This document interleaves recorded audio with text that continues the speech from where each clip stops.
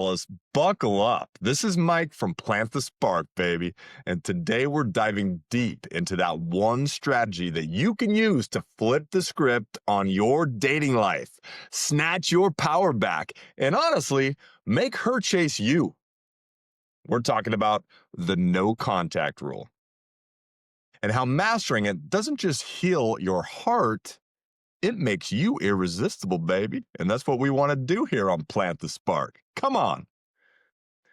Now, this isn't about games, my friends. It's about you. It's about your peace, your power, and becoming the kind of man she can't stop thinking about. If you've ever felt rejected, confused, or like you're constantly chasing, this episode is your blueprint. Stay tuned because we're unraveling the mystery of her mind and equipping you with the ultimate weapon, your self-respect.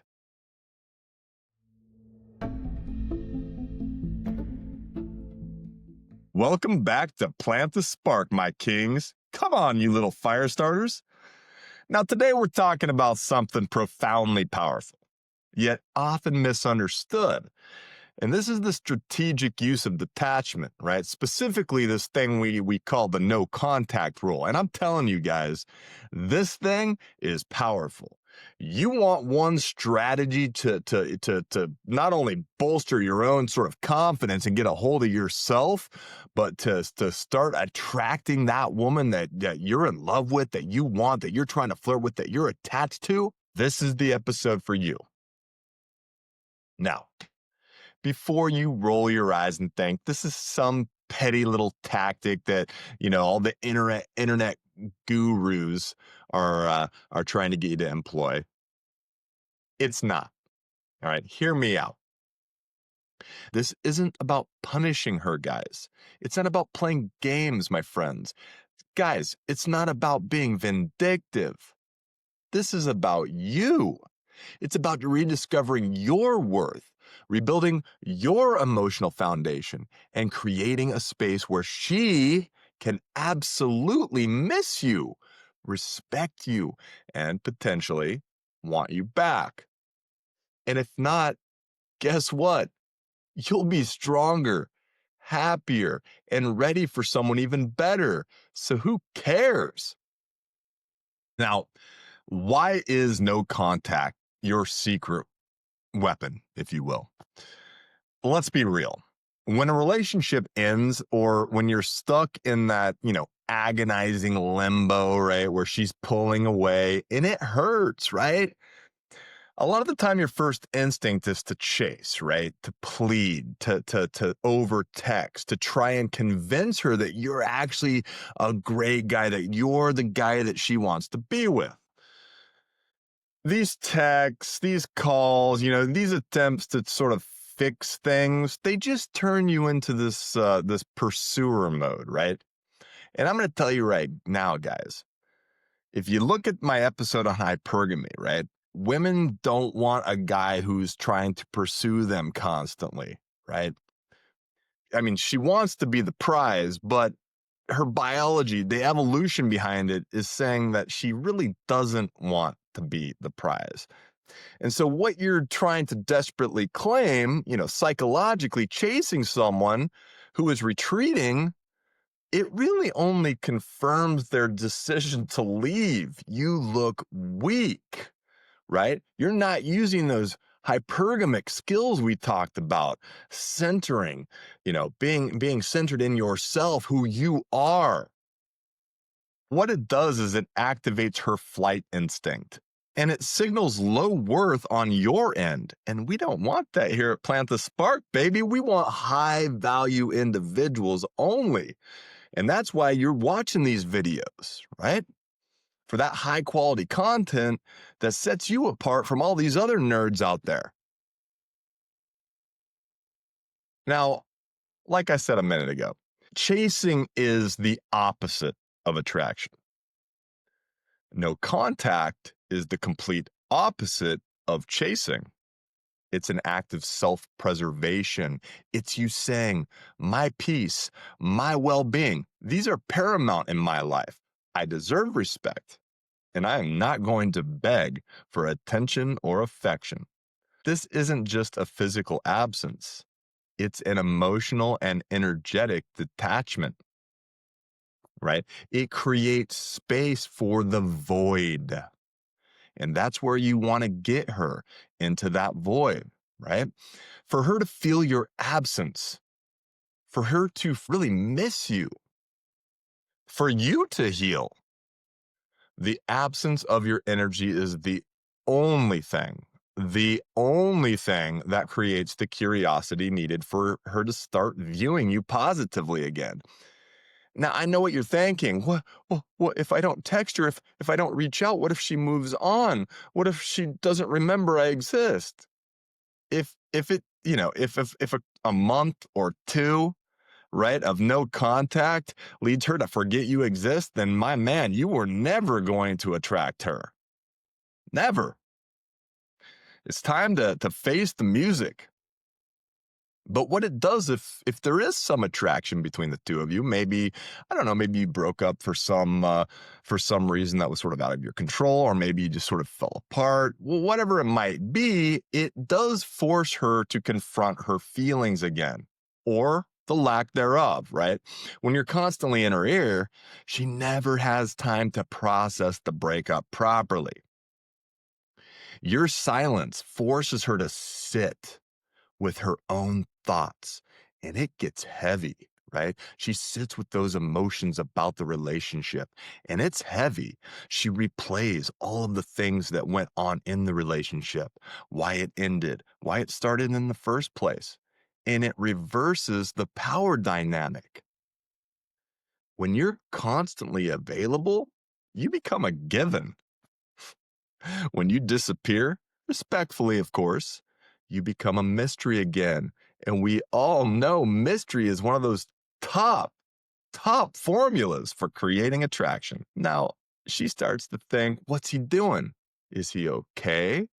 Has he already moved on? Why isn't he reaching out to me? Why isn't he being that little, chihuahua that was barking up my leg for just a tiny crumb of affection? This element of the unknown significantly boosts your perceived value. It raises your high value sort of profile, right? It breaks the addiction cycle as well. Constant communication, even if it's just checking in, right? A little checking in text, it keeps you emotionally tethered to the relationship and to the pain. No contact cuts the cord, allowing your brain chemistry, right? The dopamine hits from her replies, etc., to normalize again. Get back that homeostatic level that you want so you can truly heal. Now, your mission, what are the essentials of detachment, right? You're initiating no contact. Great. But no contact is only 10% of the work.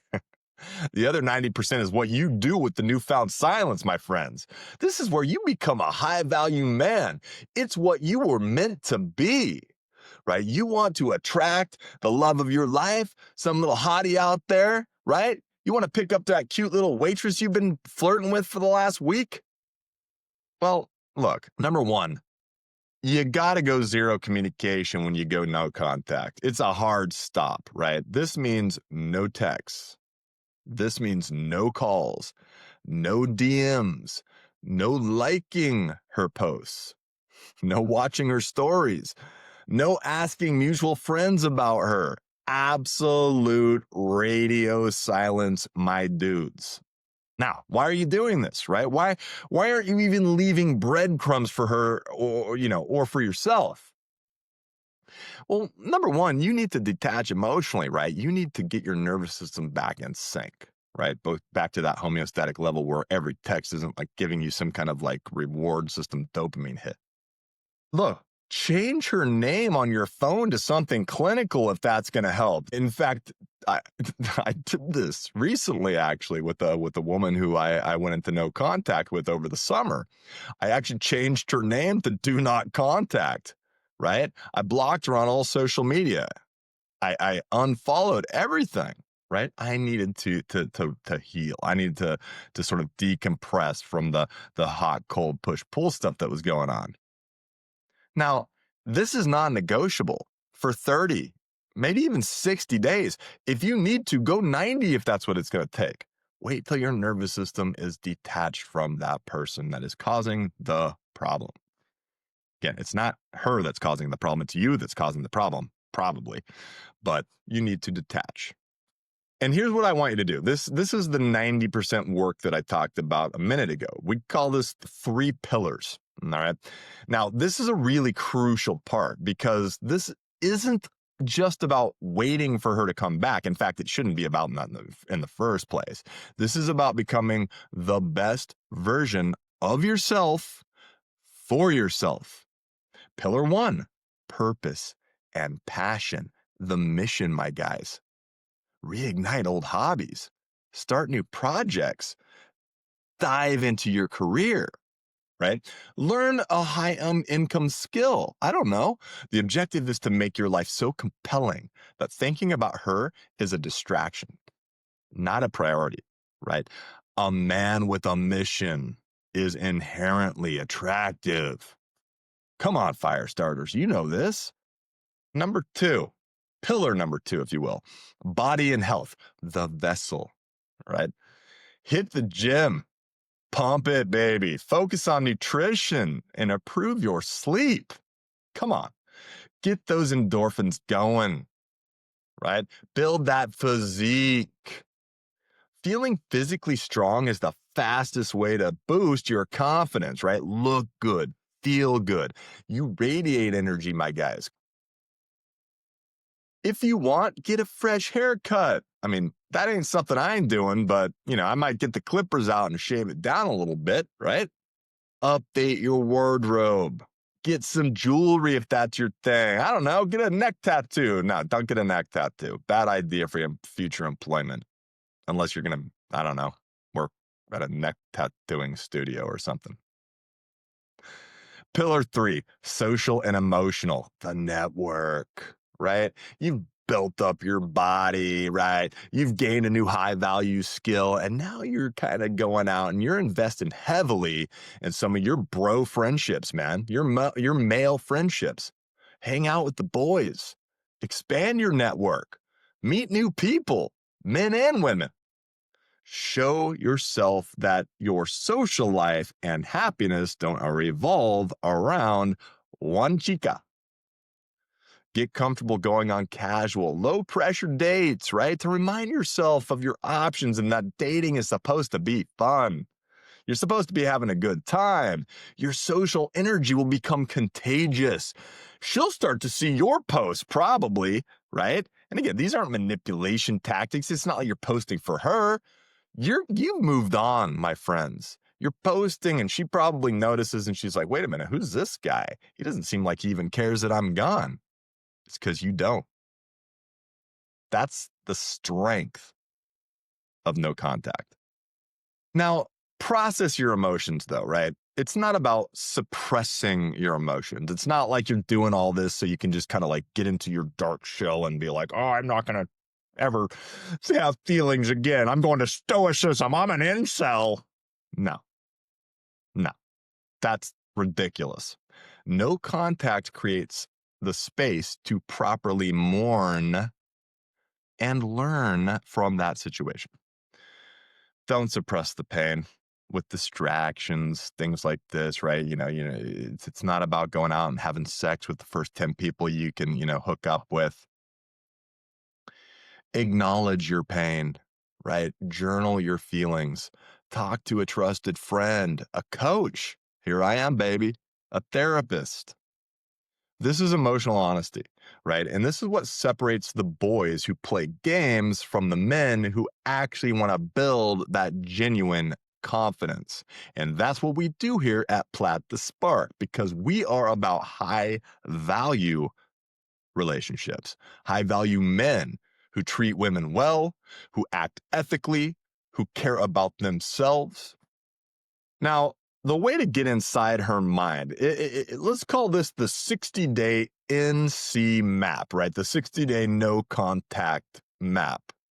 Right. Again, this is not about being unethical or manipulative. Let's just peek behind the curtain a little bit and try to understand a little bit about what's going on in her mind when you initiate that no contact. Now, again, remember, this is based on common psychological patterns. Your silence is the catalyst for every phase based on psychological research. This isn't 100%, but it's probable. I can tell you that much. Now, in phase one, days 1 through 7, she probably feels some relief, right? Initial calm. I mean, in the immediate aftermath, especially if she initiated the breakup, right? She'll likely feel relief. The pressure is finally off her, right? I mean, she might enjoy the newfound freedom, spending time with friends, feeling light. Her mindset is going to be something like, finally, some peace. I mean, she's going to feel validated in her decision, right? She probably won't miss you yet. She's too busy enjoying the quiet and the absence of the conflict. Now, phase two, days 8 to 21, this is where curiosity and a little bit of like a twinge of absence starts to creep in, right? Now, her reaction during this time is going to be kind of like, as that initial relief fades, I guess, you're going to see a subtle shift beginning. She starts to wonder, why isn't he reaching out? The expected texts or calls, they're not coming. And her mindset turns into, a place where she's feeling good and calm and maybe even a bit relieved that you're not texting her and you're not constantly reaching out and getting up in her stuff. She's going to start to feel a validation deficit. A deficit, my friends. And you want to put someone in a deficit, right? She starts to wonder, why isn't he reaching out? Right? Why aren't those expected texts coming?